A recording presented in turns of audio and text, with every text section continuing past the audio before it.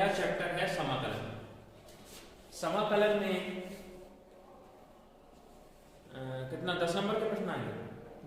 12 number का जो है ये चैप्टर है हमारा। और इस 12 नंबर में 8 नंबर के तुम्हारे पास ऑब्जेक्टिव आएंगे और 2-2 नंबर के 2 क्वेश्चन, ऐसे 4 नंबर वो हो जाते हैं। तो 8 और 4 12, ऐसे 12 नंबर का ये हमारे पास चैप्टर है। और इस चैप्टर में ऑब्जेक्टिव 8 नंबर की है। तो मेरा मानना है सबसे ज़्यादा महत्वपूर्ण इस चैप्टर में समाकलन के फार्मूले हैं। अतः फार्मूले हम बहुत अच्छी तरह से एक कॉपी पे तुम साइड में जो है समाकलन के फार्मूले लिख लो और जब भी टाइम मिले उनको एक एक बार पढ़ते चले। सवाल तो ज़्यादा बड़े नहीं आएंगे क्योंकि 2 नंबर का सवाल जो है ज़्यादा बड़ा नहीं हो सकता।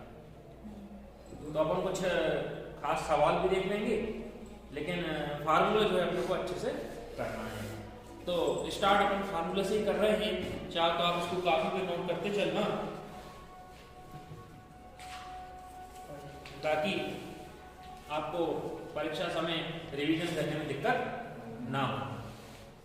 तो सबसे पहले जिस प्रकार अभी तक हमने अपकरण पढ़ा था, अब हमारा है समाकलन। ये अध्याय 7 है, चैप्टर 7 और बहुत इंपॉर्टेंट है। आगे आने वाली प्रतियोगी परीक्षा के लिए भी आपके लिए बहुत इंपॉर्टेंट चैप्टर है ये समाकलन। जिस प्रकार हम जानते हैं कि अवकलन के लिए संकेत होता है d माने डिफरेंशिएशन और विद रेस्पेक्ट टू x, तो अवकलन का चिन्ह होता है d/dx। उसी प्रकार समाकलन को इंटीग्रेशन कहते हैं।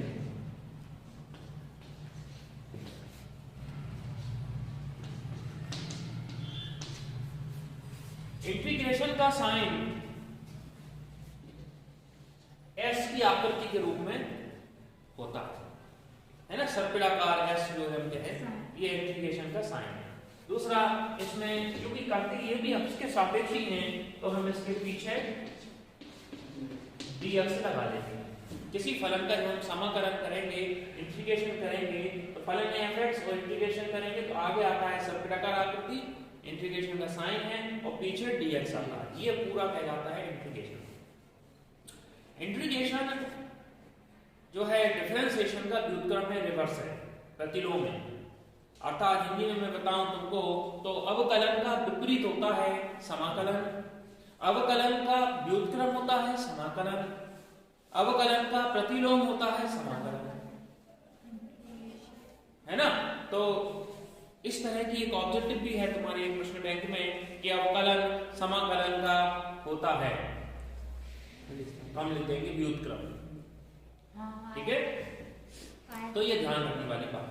अच्छा, इसके लगभग जो फार्मूले हैं, प्रारंभिक फार्मूले, वो सब अवकलन से अपोजिट है, माने ठीक उल्टे हैं। तो कुछ फार्मूले मैं आपको बता रहा हूं, उन फार्मूलों की लिस्ट बनाते चलो, उनको अपन देखते हैं। सबसे पहला इंटीग्रेशन का फार्मूला है हमारे पास x की पावर n। अब x की पावर n का फार्मूला होता है, यहाँ पर घात बढ़ती है। डिफरेंशिएशन अर्थात अवकलन में घात घटती है, समाकलन में घात बढ़ती है। तो x की घात n का समाकलन क्या हो जाएगा, घात 1 बढ़ा दी n+1 और बड़ी से घात नीचे भी लिखी बटे में n, है ना। तो x की घात n का समाकलन होता है x की घात n+1 अपॉन n। दूसरा, जिस प्रकार हम डिफरेंशिएशन करते थे x का, तो डिफरेंशिएशन x का 1 होता था, लेकिन x की घात है 1।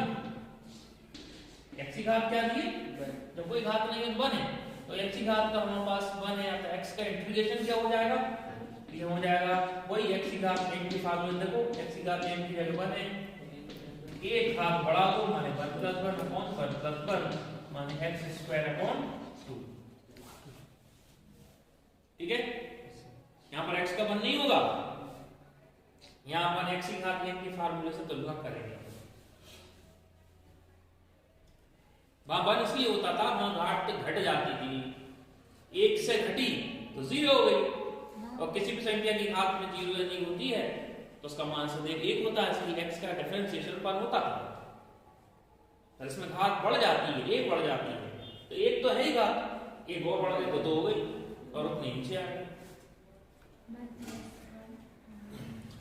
दूसरा फार्मूला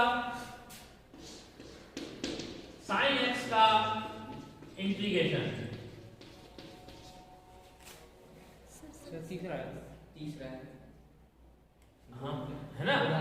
तो अब साइन का होता है इंटीग्रेशन माइनस का cos x,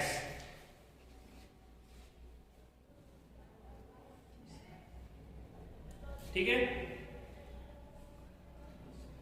साइन x का इंटीग्रेशन माइनस का cos x, इसी प्रकार cos x का इंटीग्रेशन केवल sin x। चौथा है। हाँ, अब क्रम डालते चलो, मैं क्रम से नहीं बता रहा हूँ, मैं फार्मूला बता रहा हूँ, आप क्रम से जो है अपनी कॉपी में उतारते चलो। आप क्रम अब tan x का डिफरेंशिएशन क्या होता था? tan x का डिफरेंशिएशन क्या होता था? ना ना ना, tan x का डिफरेंशिएशन होता था sec स्क्वायर x, डिफरेंशिएशन है ना, sec square differentiation sec square x होगा। यहाँ उल्टा हो जाएगा, उल्टा क्या हो जाएगा? कौन सा 5वें नंबर का? हमसे कह रहा है sec स्क्वायर x का इंटीग्रेशन क्या होगा? हम लिख देंगे tan x,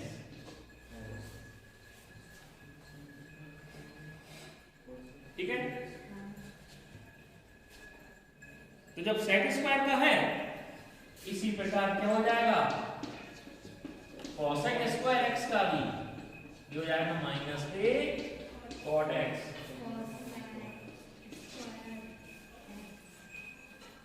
ठीक है।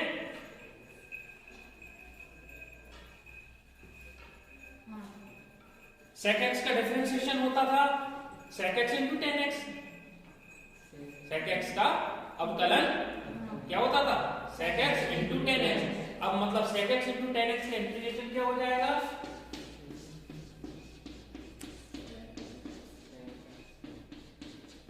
ये हो जाएगा sec x, ठीक है ना।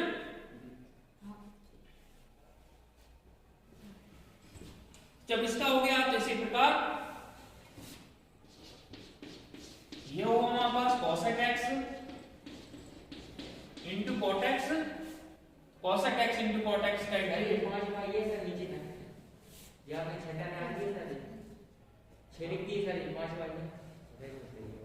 अरे अपन तो अपने क्रम देख रहे हैं, ठीक है ना। सही चल रहा है। इसी प्रकार cosec x into cot x का इंटीग्रेशन हो जाएगा माइनस का cosec square x,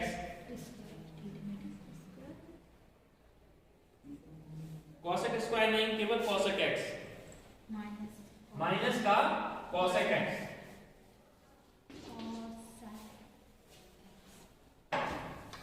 cosec x into cot x का इंटीग्रेशन होता है माइनस का cosec x।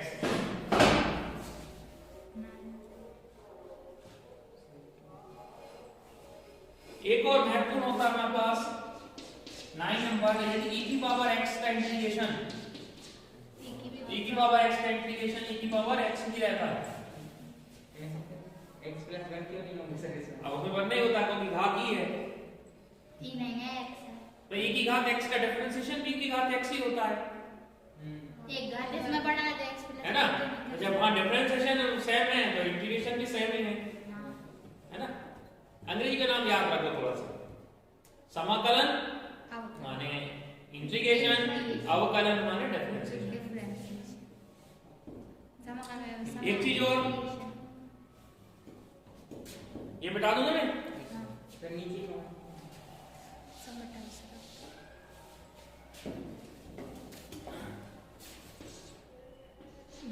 One upon x का इंटीग्रेशन log x,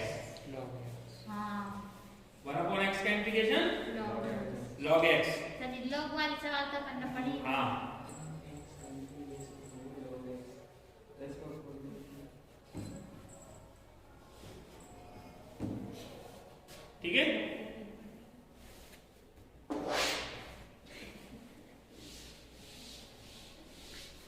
अगला ये कौन सा नंबर था हमारे पास? 10 10 11 11 नंबर। a की पावर x का इंटीग्रेशन, a की पावर x का a की पावर x कैसा कैसा केवल अपमान में क्या हो जाता है log a। a की पावर x का इंटीग्रेशन a की power x upon log a।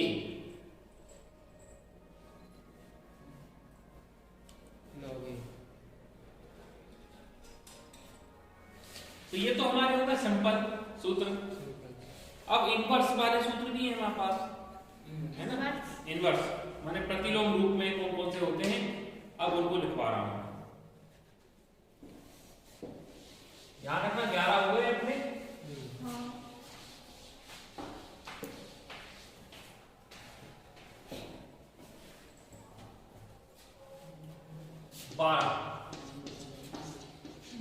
dx upon under root 1 minus X square,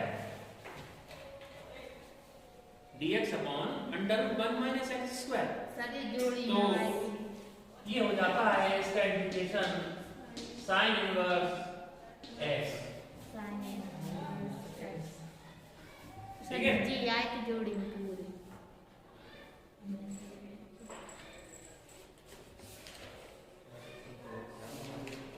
ठीक है, इसी में केवल माइनस भार लग गया है, बाकी पूरा यथावत है, केवल माइनस भार लग गया तो ये हो जाता है। सर माइनस हो जाती है। हाँ माइनस नहीं हो जाते हैं, ये उसका बदल जाता है cos इनवर्स x। ये हो जाएगा 13 number.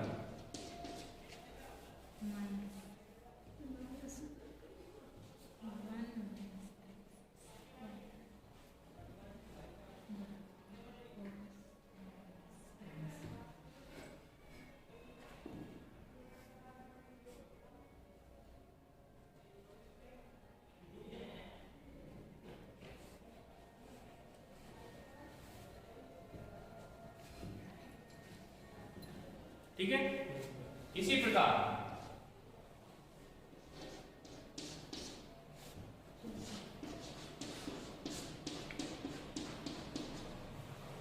One upon 1 plus x square.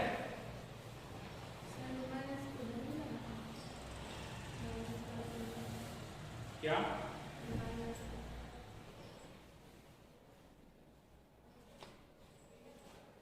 नहीं, 1 अपॉन 1 प्लस एक्स स्क्वायर का इसका इंटीग्रेशन होता है tan inverse x।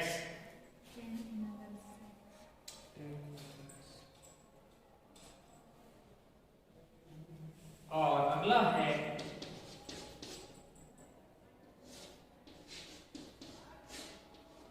x into x square minus 1 upon x into x square minus 1, ये बराबर होता है सेक इनवर्स x का इंटीग्रेशन। तो मैंने खास खास आपको फार्मूले ही नोट कराए हैं जो हमको सबसे ज्यादा उपयोग में आते हैं, और बीच बीच में जो पर अपने को जैसे जरूरत पड़ेगी अब हम फार्मूले आगे इन्हीं के आगे बढ़ाते चलेंगे। कैसे ये अपने 15 फार्मूले हुए हैं। अब एक महत्वपूर्ण बात है जो ध्यान रखने वाली है कि आपने देखेंगे कि इस तरह के प्रश्नों में लास्ट में धन सी जोड़ देते हैं। जब भी अपन हल करेंगे तो लास्ट में क्या करेंगे, इंटीग्रेशन करने के बाद प्लस सी एक कांस्टेंट जोड़ देंगे, है ना? तो क्यों जोड़ देंगे, जब एक सवाल हल करूं उस समय मुझसे प्रश्न करना तो मैं उस समय आपको याद दिला दूंगा कि भाई ना इस कारण से इन प्रश्नों में लास्ट में सी जोड़ी जाती है ना? तो ये अब अपन आते हैं प्रश्न पर, और प्रश्न